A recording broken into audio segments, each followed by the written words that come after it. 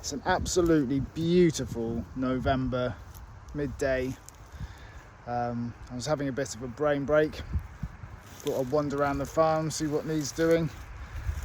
And I made it over to the wood, which we planted back in 2017. With a sort of a community event. The villagers came out in force and helped us to plant it all up. Oh, there's the train. And it's so nice down here.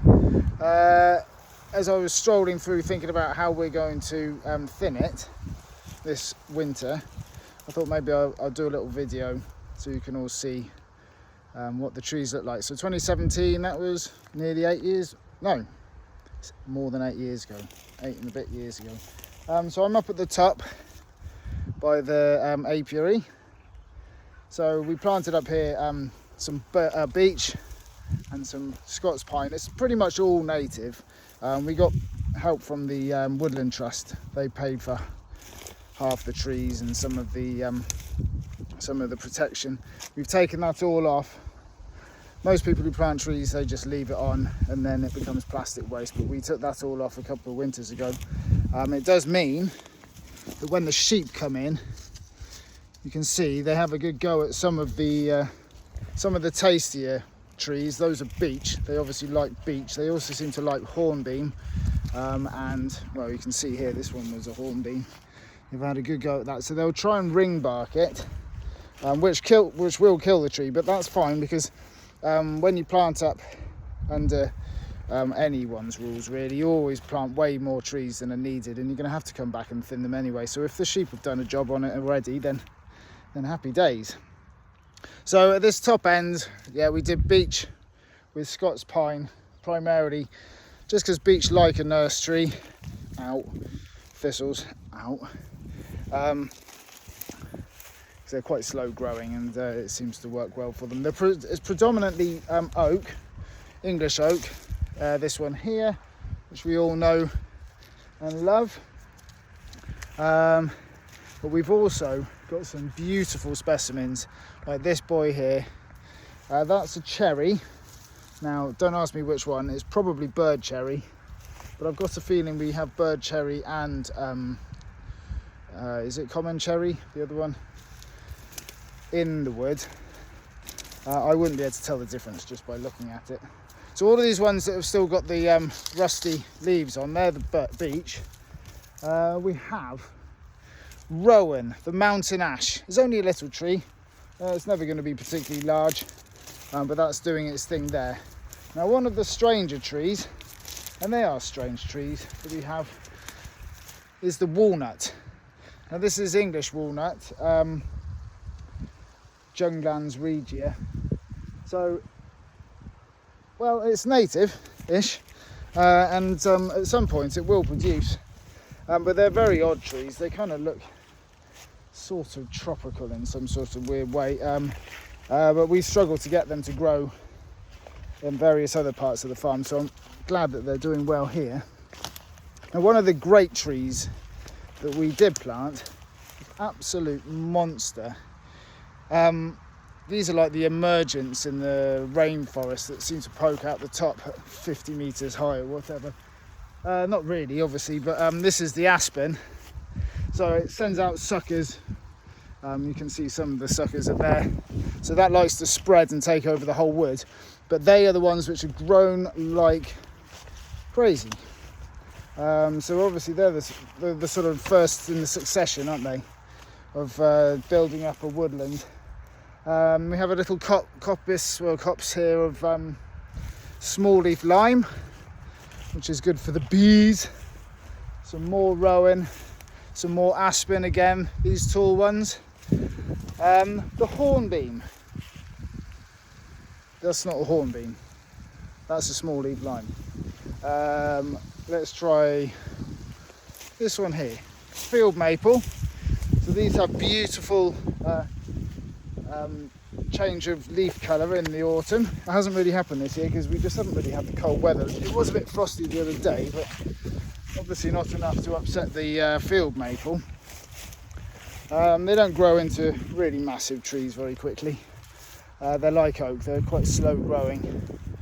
So here we have another walnut with a nice looking oak behind it. Lovely hawthorn. It's got spread around the place. There's various sort of smaller trees and shrubs, and down the edges we have sort of wavy lines of different trees and shrubs, including things like spindle, blackthorn, hawthorn, hazel, all the little things, holly maybe. What else was there? There's a few other shrubs as well. Crabapple, that sort of stuff. What have we got here? So we've got some more small leaf lime. This looks like a crabapple. There we are, just on cue. It's not doing anything yet, but there are some apples on the crabapple over there. But no crabapple anymore is really a crabapple. They're all sorts of hybrids, hybridized with the domestic apple. So more aspirin. You can see what happens here. You've got the main stem, is this one here, and then all around it, these are suckers. No one planted these, and so this whole area here is trying to take over as aspen, which is fine because it means that the slower growing trees, like your oaks, are going to gently work their way up over time, and presumably the aspen doesn't live for very long, and then it will fall over and let the other things grow. Blackthorn. So this will do the same sort of thing. It sends out suckers. It's a pain in the backside if you've got it near anything that you aren't grazing heavily, because it will just take over and you get what are they called? You get like a I've forgotten the word. It doesn't matter. But you just get a big clump of shrubbery that you can't get through. Impenetrable. So no exciting other trees here. So this top end was all just the natives, and down the bottom we had a few slightly more interesting non-natives, but in between the two we have an area here, because of the electric wires up there. We planted hazel and sweet chestnut, which we are going to coppice. So that will be on a short rotation. The hazel probably about 7 years, and I don't know about the chestnut, maybe a bit longer, because they are bigger trees. They'll provide, they might even provide stakes for our fencing. You never know. Unlikely. It'll probably be used for firewood. But this area under the electric wires will be coppiced so that it never gets too close to the electricity, so they don't have to come in and do anything about it. We got a few of these beauties, a couple of clumps of birch, silver birch, which is pretty well known, obviously. I might even come down and put a tap in a few of these in this late winter, see if we can get some birch juice. Never tried it before, but you've got to do it at some point, haven't you? So these are the sweet chestnuts, and then we get to the footpath. So on this side there's a little triangle here where there's a few more interesting things. We have more hawthorn and hazel, and that hawthorn has got lots of lovely berries for the birds. A bit of willow here, that's just natural willow that's grown of its own accord. And then down here, amongst the oak and the field maple, we have a couple of things that never did grow. Oh look, there's a crab apple, so called. I mean, this one's mouldy, you won't be able to see that. We actually have, I don't know if you can see, no idea if you can see, that is an actual crab apple which has grown on our tree, so I'm quite pleased about that. We've got lots of lovely cherries down here, which in the spring will have their beautiful blossom. We have a couple of holm oaks, so they're slow growing, they're evergreen, so they'll provide nice habitat. And then there's another one over there. Whoop, is it there? somewhere we did have a non-native elm which we were given, but I'm afraid I haven't seen it in a few years, which suggests that it may well have died. Yeah, not sure. And then there's one of Patrick's pine trees here. It's not a Scots pine.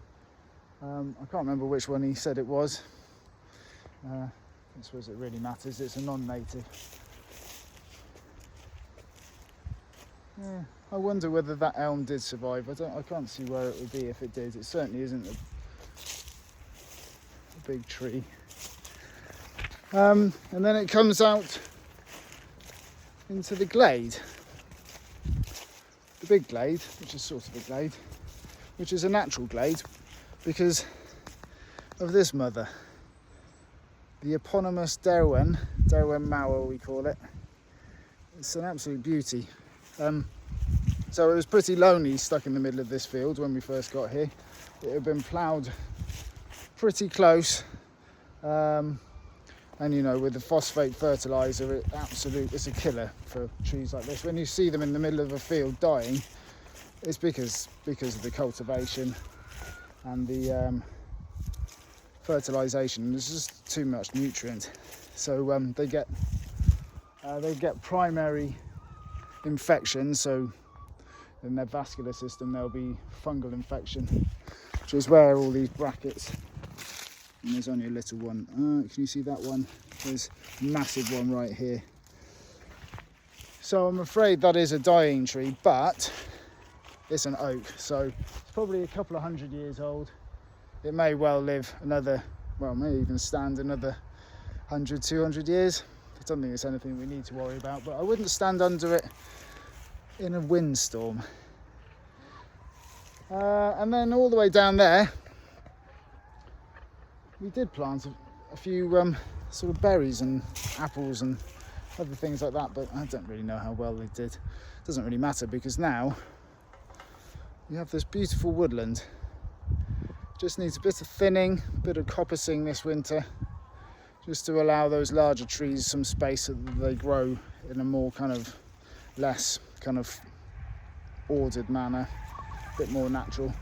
And there we are, our wood, thanks to her.